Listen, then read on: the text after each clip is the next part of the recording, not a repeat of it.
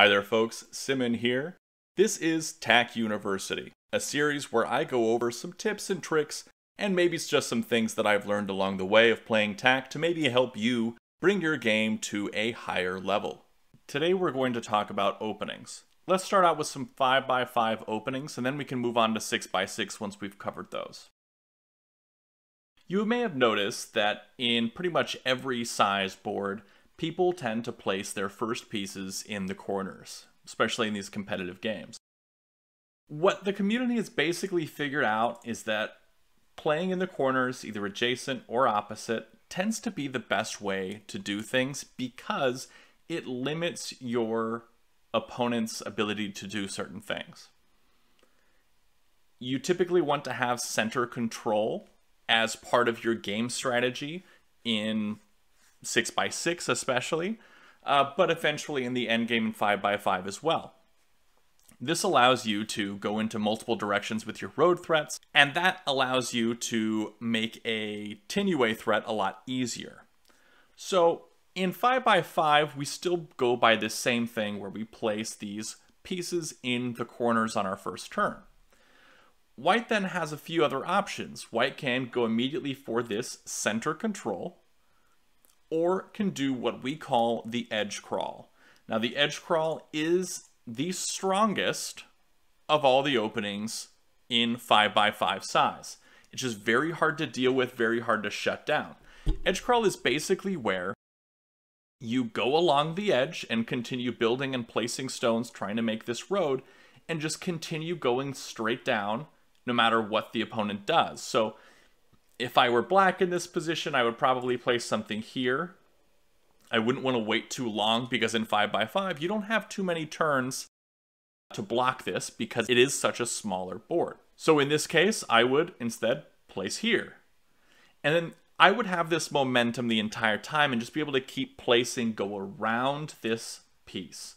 And so if black continued to place, I would continue to place. And black would continue to place, and I would continue to place. And now I have this first threat of the game just by placing. Black is then forced to either place here, and if they do, I can place here. Or if this were maybe a real game, I would probably drop a capstone here instead. But that's sort of the ability that you have to force how this game turns out, to force the moves of your opponent. The reason it works is because you have the momentum the entire time as the first player. Now, if we go back and we take a look at, let's say instead I placed here. Well, black could then place and start going for that edge crawl, and I would be at a disadvantage as white. And so as white, maybe I would play here, and then black would place here, and then I would have to come up with something and place there, do something along those lines. Place there, and then you'd see some other things open up, different opportunities for black to get that momentum back, or white to regain the momentum. And so now white's going for that threat. Now black can make the threat here. Now white has to do something to stop it. And if they stop it like that, if black doesn't do something over here, then they get stuck in a Tinue. For example, if black decided to go like this, white would play here and that would be Tinue, because there's nothing you can do to stop that. And so this edge crawl kind of goes back and forth. And you're thinking, well, what's the best way to shut down an edge crawl? And the best way to shut down an edge crawl is actually to play a wall. So let's go back to the beginning. Let's say I place here, and I don't want to get into that long path of playing along the different sides and that sort of thing. Instead, I just want to shut that down right away. And so if they start going for this, that's fine. I don't have to worry about them going in that direction because I can start playing here and go in my own way. And then let's say they start going around because they have momentum. Okay, that's fine. I continue playing. They place, they make the first tack threat. Come over here with the wall. White places another one. I place this. If they go here, boom, I've already got the momentum now, and now they have to catch up. And so a wall is a good way to shut down that edge crawl from white, especially from white, because at black you are at a slight disadvantage when you are playing on a 5x5 especially. So Let's look at some other opening strategies that there are. So edge crawl is the best for 5x5, but what if I'm playing on a 6x6 board?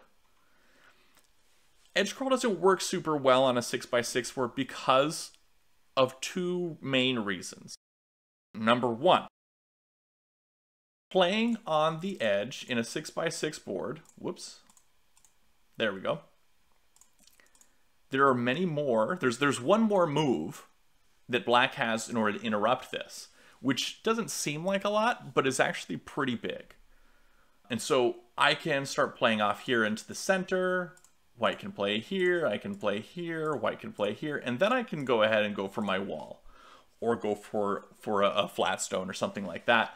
But this extra turn really helps me out as black to stop that, because I don't have to wait so long. I can start developing my own position and not have to worry about shutting down that edge crawl as quickly.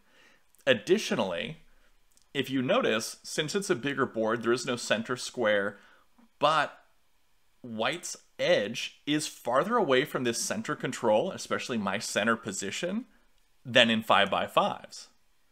So what this means is that white has a harder time getting that center control after starting this edge crawl. Once the edge crawl has been shut down, it's harder for white to get back into the game and have a meaningful position opposing black. And so those are the two main reasons. Number one, you have an extra turn to shut this down as black. Also, number two, you're farther away from that center control when you're focusing all of your pieces on the edge. This is why in 6x6 you typically see what I like to call the mirrored opening. So white will play here. Typically, white will play on this center piece. So there's 4 center squares. They'll play on the center square closest to their starting piece. So if it had been like this instead, white would have played here to make it close to that center square and also close to their main piece.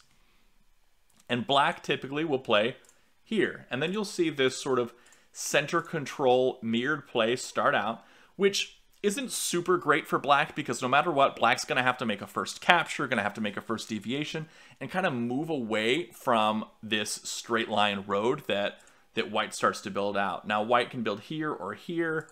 It's tough to say what's better. We've seen a lot from both of these. And so this is typically right here is when you'll see black make a move. And a typical move that you'll see from black is placing a capstone. Now, a capstone placement, there are a lot of things about capstone placements, when to make a good one, how do you place a good capstone, and I'll go into that in another TAC University video. But in this one, let's just say this is standard for the opening to place a capstone right about here, here, or here. And so let's place it here. What this does is it makes it so this horizontal threat, while I can continue it and place here, it immediately gets cut off by moving the capstone. Moving that capstone into that spot stops white from getting that win and also shuts down the momentum that white has at this point. White can then, from there, place here and start going for that vertical road threat. And this is where you'll see a number of different things from different players depending on what they want to do with it.